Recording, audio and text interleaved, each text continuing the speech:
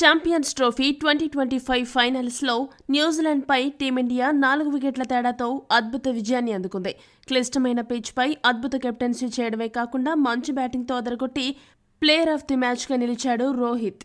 కెప్టెన్గా టీ20 ప్రపంచ కప్ గెలిపించిన రోహిత్ ఇప్పుడు ఛాంపియన్స్ ట్రోఫీ కూడా గెలిపించి తాను ఎందుకు స్పెషల్ కెప్టెన్ అనే విషయాన్ని నిరూపించాడు. విమర్శకుల నోళ్లు మూయించాడు. ఈ ట్రోఫీ గెలిచిన తర్వాత రోహిత్ మాట్లాడుతూ ఏమన్నాడంటే, ఐసీసీ టోర్నమెంట్ గెలవడం ఎప్పుడూ అద్భుతంగా ఉంటుంది. ముఖ్యంగా ఛాంపియన్స్ ట్రోఫీ గెలవడం ఒక మధురానుభూతి. 2017లో ఈ టోర్నమెంట్కు చాలా దగ్గరకు వెళ్లాం, కానీ అప్పుడు మేము గెలవలేకపోయాం.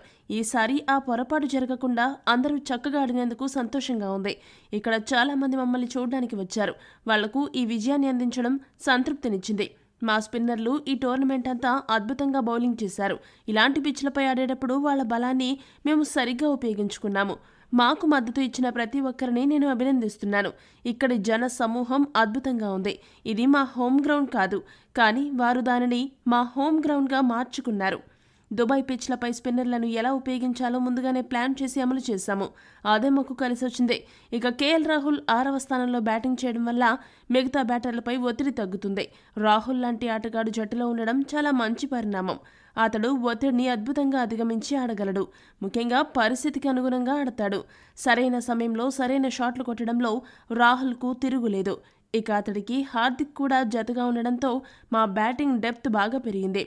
స్పిన్ ఆల్రౌండర్లు అక్సర్, జడేజా కూడా మాకు బాగా కలిసొచ్చారు. ఈ ఫైనల్ మ్యాచ్ గెలవడంలో రాహుల్ పాత్ర చాలా ఉంది. ఇక వరుణ్ చక్రవర్తిలో ఒక స్పెషాలిటీ ఉంది. అతడి బౌలింగ్ చాలా వైవిధ్యంగా ఉంటుంది. అలాంటి ఆటగాడు జట్టులో ఉంటే ప్రత్యర్థి ఆటగాళ్లపై ఒత్తిడి ఖచ్చితంగా ఉంటుంది. వరుణ్ బౌలింగ్లో గొప్ప నాణ్యత ఉంది. మా ఆటగాళ్లందరూ కూడా అద్భుతంగా ఆడడం వల్లే ఈ విజయం సాధ్యమైందని రోహిత్ వివరించాడు. ఈ వీడియో కనుక మీకు నచ్చినట్టయితే లైక్, షేర్, కామెంట్ చేయండి. మరిన్ని స్పోర్ట్స్ అప్డేట్స్ కోసం మా ఛానల్ సబ్స్క్రైబ్ చేసుకోండి.